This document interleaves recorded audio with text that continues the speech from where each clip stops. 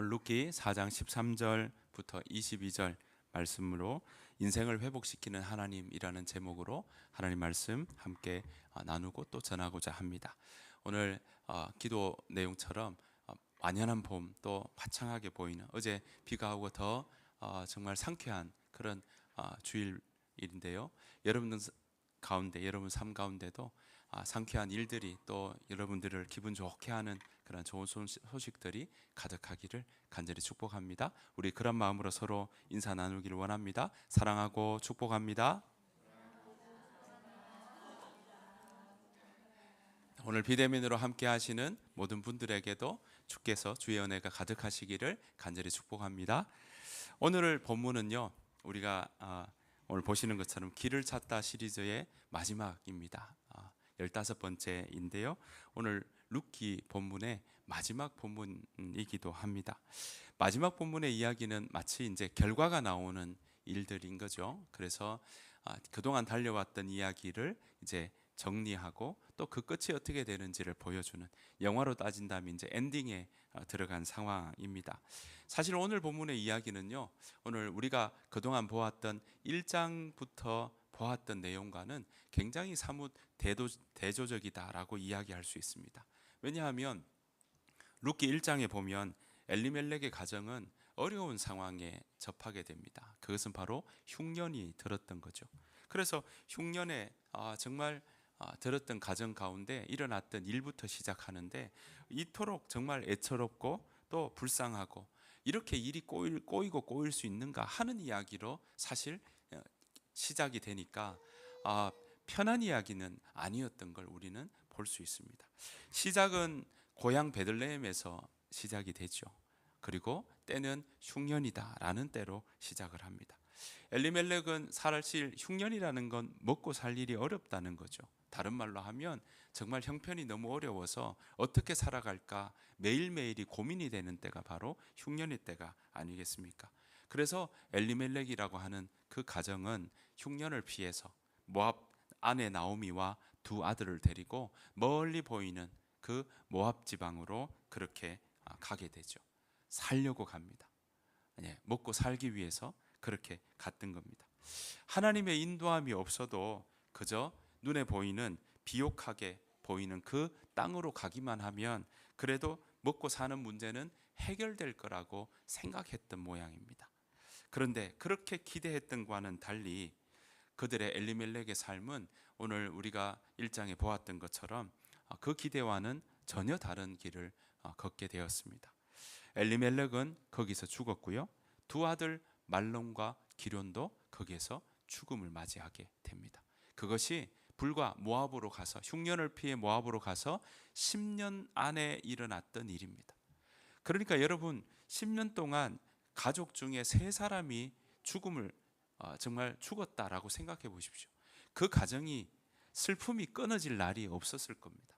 얼마나 그저 여기 와서 겨우 좀 적응을 하나, 또 겨우 여기 와서 이사해서 좀 이 질이 익히나, 내가 잘 살아갈 수 있을까 고민하고 있고, 또 잘 먹고 살아야지 라는 마음으로 있는 거기에 가족의 그 이별의 아픔을 이 3명이나 맞이했으니까 얼마나 그 가족이 힘들었겠습니까? 거주한 지 10년 만에 나오미는요, 혼자 과부가 되었고, 게다가 며느리도 다 과부가 되어서 오로지 자기 나오미와 그리고 며느리 둘만 남게 되는 상황이 생겼습니다.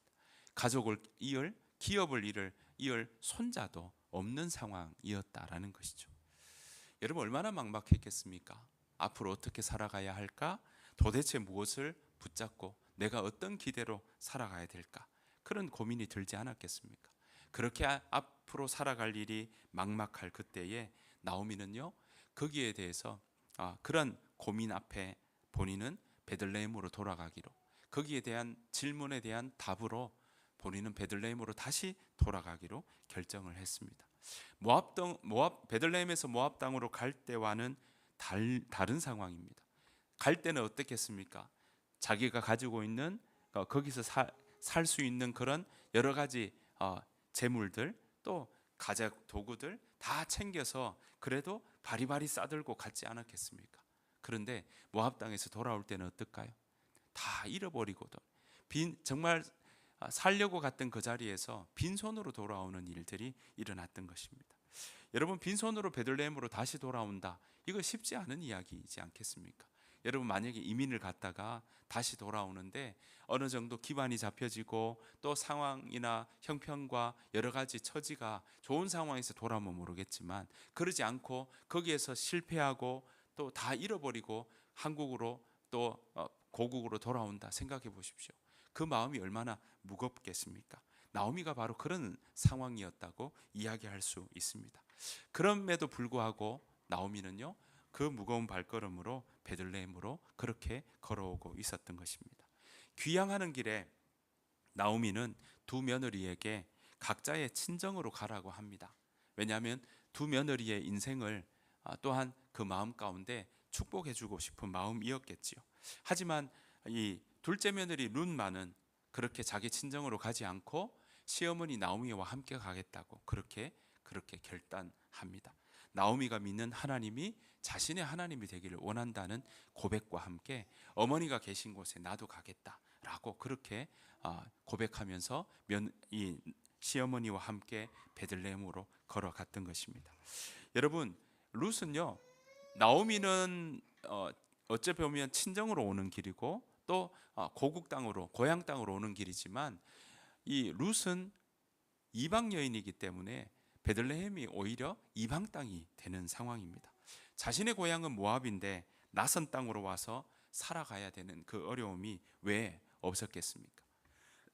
룻 앞에 있는 그 상황에 생활이 얼마나 넉넉한 것도 아닌데 얼마나 힘들었겠습니까? 당장 입에 풀칠하고 살아가려면 하루하루 정말 어디 가서 이삭을 주어야 될까 고민하는 상황들이 매일매일 그 앞에 있었던 상황입니다. 왜 그렇게 그 어려운 삶을 살아갈까? 왜 그렇게 가면 고생이 뻔하게 보이는데 왜 그렇게 룻은 갔을까? 라고 생각할 수 있지만, 룻은요, 자신이 시어머니 나오미 앞에서 다짐했던 그 고백, 어머니의 하나님이 나의 하나님이 되고 어머니의 백성이 나의 백성이 됩니다 라는 그 고백 앞에 흔들림 없이 바로 시어머니 나오미와 함께 끝까지 그렇게 살아가는 모습들을 보게 됩니다. 젊은 날 과부가 되었으니까 주변의 사람들이 추파를 던지는 일도 참 많았을 겁니다. 수확하는 그 밭에서 곡식을 주울 때에 수많은 젊은이들이 관심을 가지게 되었던 거죠. 룻도 어쩌면 한 번쯤은 이 고달픈 밑바닥 인생, 시어머니를 복양하는 책임에서 벗어나서 나도 좀 자유롭게 살면 안 될까? 훌쩍 떠날 수도 있는 그런 마음, 그 마음 가운데 그렇게 들 수도 있었을 터인데, 룻은 그렇게 하지 않았습니다. 오히려 더 열심히 일했고요, 남들보다 이삭을 줍는 그 자리에서 오히려 더 쉬지 않고 본인만 먹는 게 아니라 시어머니 나오미와 함께 먹어야 되기 때문에 두 몫의 분량을 늘 주우려고 했던 것을 보게 됩니다.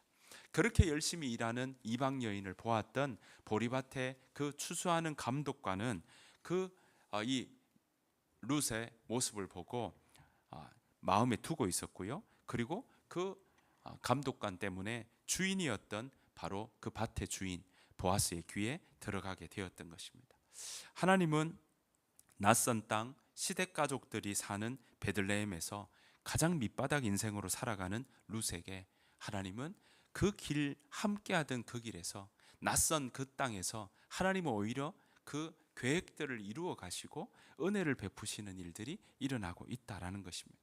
룻 입장에서는 어땠습니까? 네, 이 우연입니다. 내가 어디 가면 은혜를 입을 수 있을까라고 생각하며 막막한 상황입니다.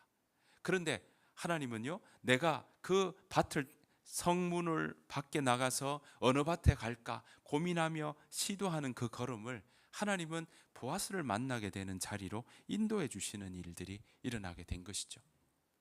그래서 우리는 우연이라고 얘기할 수밖에 없는데, 하나님은 그거 우연 아니다. 하나님은 그걸 은혜라고 이어가는, 또 하나님의 섭리로 이어가는 그 만남을 하나님은 준비하시고 그렇게 이어가고 계시더라라는 것입니다.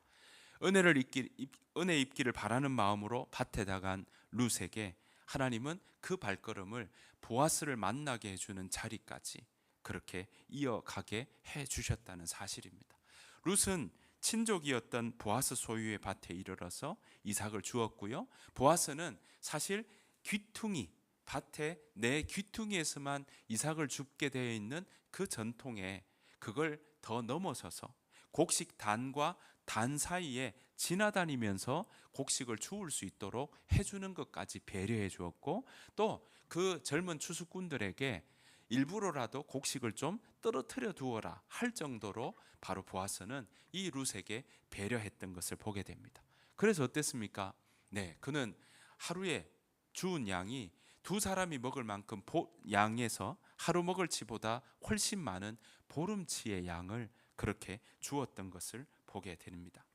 자, 결국 어땠습니까? 그런 일들을 통해서 룻은 보아스가 누구인지 나오미를 통해 알게 되었고요. 나오미는 룻이 간 그 자리가 보아스 바로 친족의 밭이었다는 사실을 알게 되고 보아스라는 이름도 듣게 되고, 그리고 그 보아스를 만난 그 자리를 통해서 기업을 물을 일에 대해서 요청하는 그런 모습들을 우리는 보았습니다.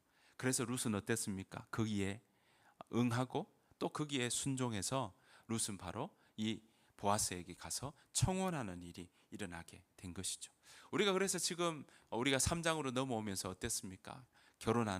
청혼하는 그 일들을 보아스는 그대로 받아들이되 그 기업 물으는 순서가 있기에 그 순서를 무시하지 않고 그 순서가 있다는 것도 설명해주고 그 절차를 어떻게 밟아 나갈지도 이야기하며, 보아스는 남의 일 같이 보이지 않고 자신의 일처럼, 자신이 감당할 책임처럼 그렇게 이 일들을 감당했던 것을 보게 됩니다.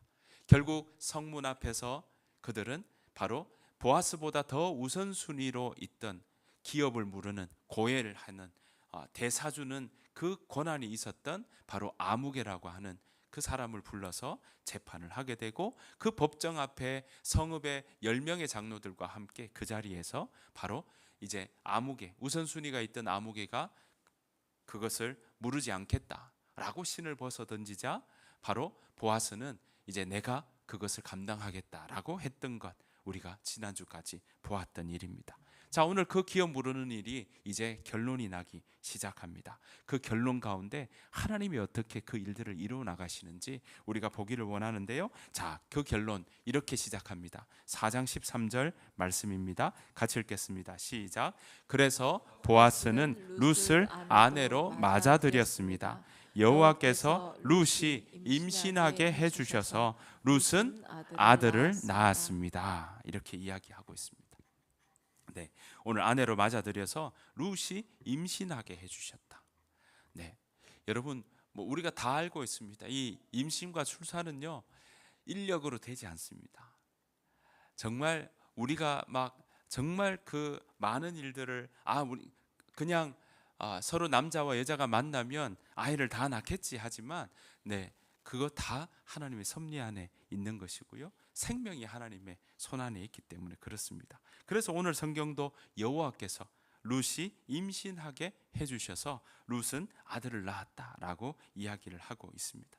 여러분 1장에서 우리가 보았던 것처럼 나오미의 가정에 두 아들 있었지만 두 아들 다 잃어버렸습니다.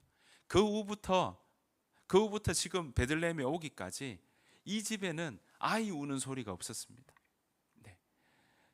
오늘 우리 은채가 와가지고 뒤에서 옹알옹알 하고 있습니다.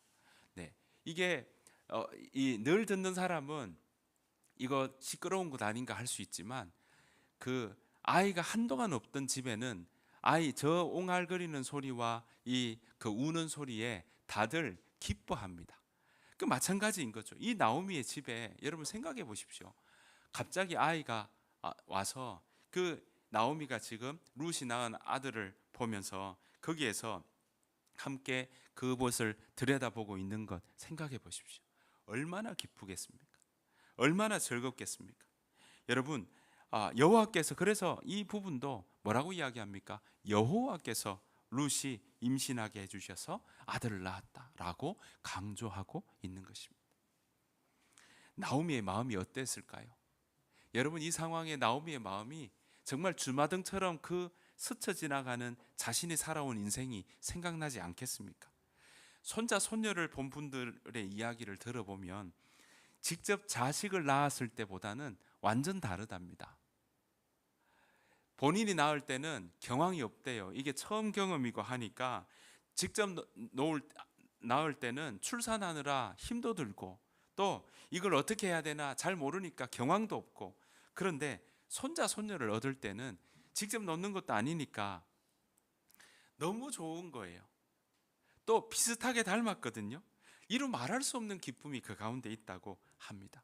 그래서 그 손주 보신 분들 이렇게 권사님들 모이시거나 하면요, 손자 손녀 자랑하기 바쁘시더라고요. 그래서 서로 그 이야기하고 서로 자랑하기 바쁘니까 뭐 그런 룰도 정하시더라고요. 서로 있으면서 자, 자기 손주 자랑할 거면 돈 내고 자랑하세요, 이런 얘기들도 하셔요.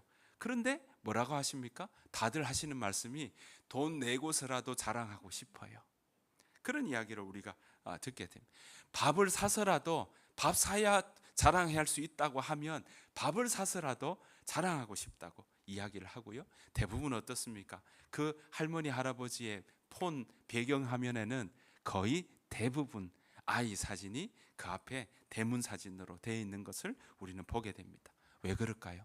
기쁘니까요. 자랑하고 싶고 보고 싶고 내 손에 있고 싶고 내 품에 안고 싶은 게 바로 그런 손주들에 대한 그런 사랑이 있기 때문에 그렇습니다. 여러분, 그런 마음이 지금도 있는데 나오미도 이 기쁨이 얼마나 컸을까요? 얼마나 그 마음이 정말 즐거웠겠습니까? 게다가 이 지금 기업이 끊어졌다라고 하는 이 가정에 다시 기업이 이어지게 되었으니 정말 아들을 얻은, 손주를 얻은 그 기쁨도 함께 기업까지 있게 되는 게 있으니까 더 아마 기쁨이 더했을 겁니다. 다시 힘이 날 겁니다. 다시 희망이 보이고요. 다시 우리 가정이 끝났다고 생각하는 그 자리에서 이게 끝이 아니야, 이제 새로운 희망이 여기에 있어 라고 생각하고 또 생각할 수 있는 상황이 되었던 겁니다.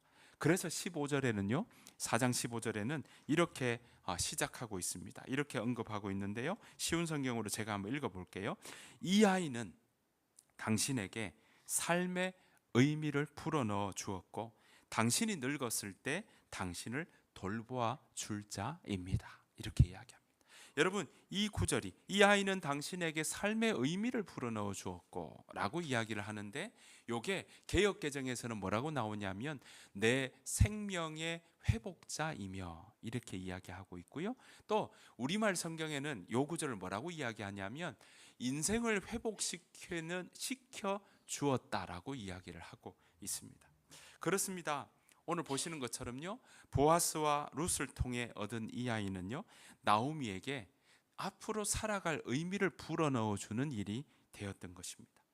개역개정에서는 생명의 회복자가 되었다라고 적고 있는 것을 보게 됩니다. 여러분, 나오미라는 한 여인의 인생을 생각해 보십시오. 행복하게 살 거라고 엘리멜렉과 결혼했지 않았겠습니까? 두 아들 놓을 때 얼마나 즐거웠겠습니까? 옛날로 가면 갈수록, 고대로 가면 갈수록 아들이 많은 게 노동력이었고 또 힘이었기 때문에 두 아들을 낳았다는 것만 해도 그 가정에 또 나오미에게 얼마나 기쁨이었고 힘이었겠습니까? 그런데 두 아들 다 잃어버렸습니다. 자식을 앞서서 가슴에 묻는 것 얼마나 힘든 고통이고 슬픔이겠습니까? 평생 가도 잊어지지 않는 것이 바로 자식을 가슴에 먼저 묻는 거거든요.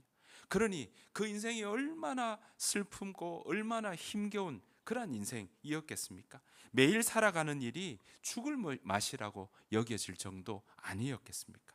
그런데 오늘 이 끝에 인생이 그렇게 험악하고 또 정말 처량한 인생을 살아가던 그 삶의 자리 끄트머리에 하나님은 이 아이를 인해서 보아스를 만나는 그 밭의 자리를 통해서 하나님은 그 나오미의 삶의 처지를 다시금 바꾸어 주시는, 회복시켜 주시는 일이 일어나고 있는 것입니다.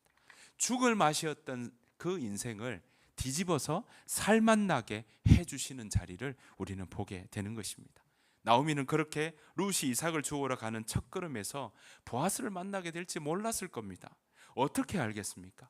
또한 보아스가 룻의 청혼을 받아줄지 확신할 수 없었던 것, 우리가 다 알고 있는 사건 아닙니까? 하지만 하나님은요, 베들레헴으로 돌아오는 나오미의 인생을 그냥 내버려 두지 않았습니다. 절망에 휩싸이고 불행으로 끝날 거라고 누구나 생각해 볼 수 있고, 이거 어떻게 다시 일어날까? 과부고 여자로서는 그 당시 인생을 살아가는 건 가장 밑바닥 인생을 계속 살아갈 수밖에 없는 그러한 처지에 놓였던 인생을, 그 나오미의 인생 여정을 하나님은 거기에서 다시 회복시켜 주시는, 다시금 의미를 풀어넣어 주시고 기대할 수 있는 길로 만들어 주신 것입니다. 여러분 기억하십시오. 하나님은요, 삶의 의미를 풀어넣고 인생을 회복시키기를 원하십니다. 나오미뿐만 아닙니다. 하나님은요, 우리 모두의 인생을 그렇게 삶의 의미를 불어넣어 주시기를 원하시고요, 또 인생을 회복시키기를 원하시는 것이 바로 하나님의 마음입니다. 하나님이 그렇게 회복시키기를 원하십니다. 그저 절망에 휩싸인 인생, 그저 끝이라고 생각하고 우울한 인생으로 살아가는 것을 내버려 두고 싶지 않으신 것이 하나님 마음의, 하나님의 그 본심이자 하나님의 원래의 마음인 겁니다. 여러분, 나오미의 인생뿐만 아니라 오늘을 살아가는 우리의 삶에도 하나님은 우리에게 찾아오셔서 그 인생, 그저 처량하고 절망하고 낙담하는 인생으로 살아가는 것, 그거 내버려 두고 싶지 않은 것이 바로 하나님 아버지의 마음이십니다.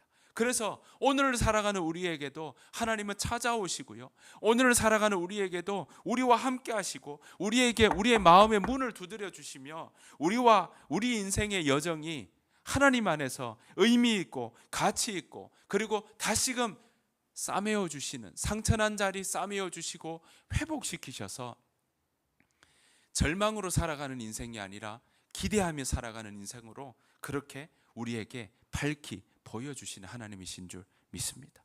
여러분, 상처가 가득하고 무거운 마음이 더 많은 인생을 하나님은요, 매만져 주시기를 원하고요, 회복시키기를 원하십니다. 건강에 대한 염려, 죽음에 대한 걱정, 우리 다 가지고 있습니다.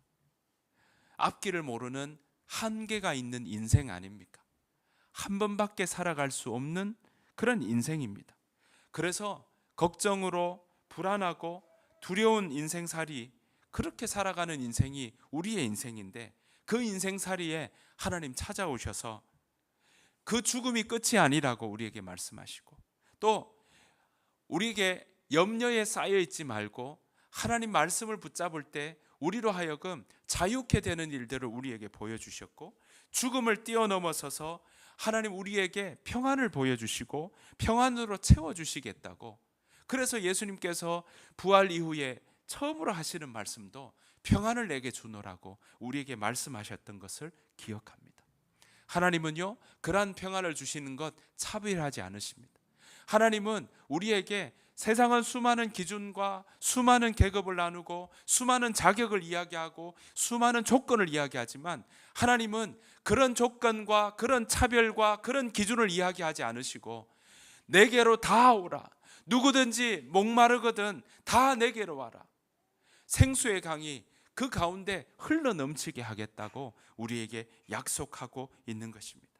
여러분, 하나님 앞으로 나오는 모든 이들에게 하나님은요, 그 삶의, 그 인생의 걸음을 바라보시고 그게 귀 기울여 주시고 은혜 베풀어 주시는 하나님이신 줄 믿습니다. 그 은혜를 경험하며 살아가는, 그 은혜를 누리며 살아가는 저와 여러분들의 삶이 되시기를 간절히 축복합니다.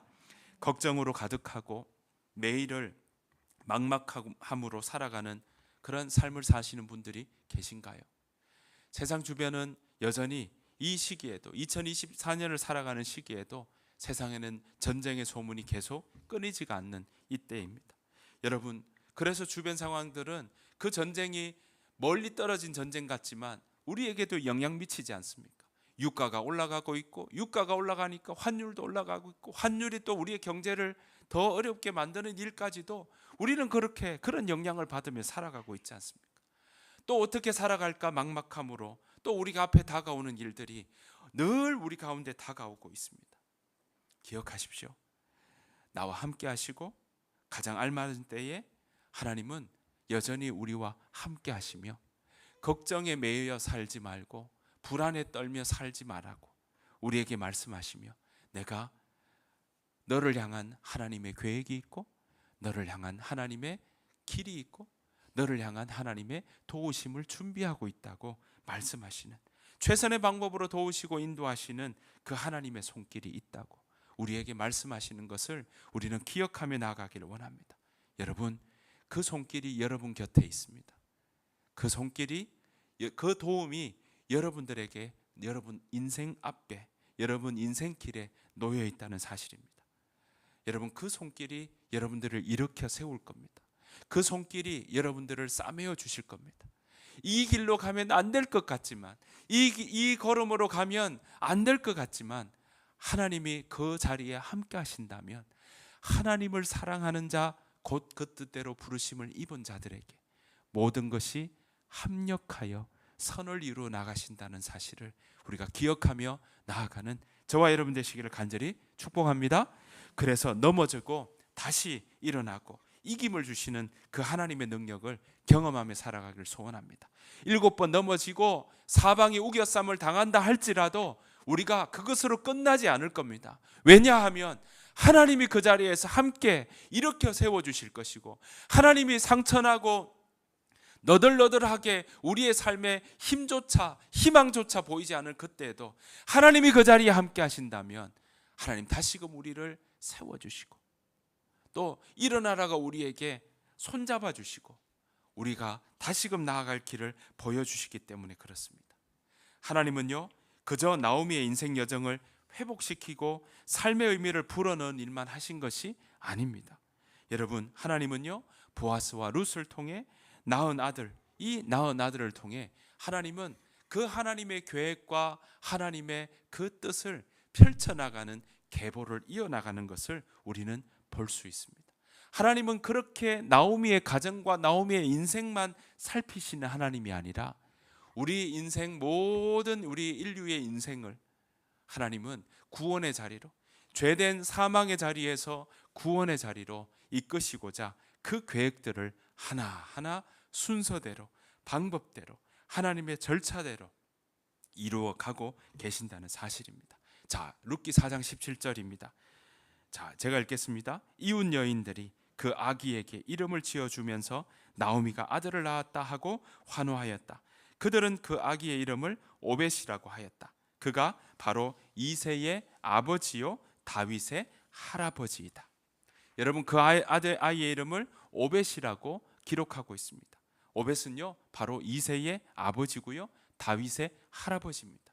왜 이 구절을 이야기하고 있을까요?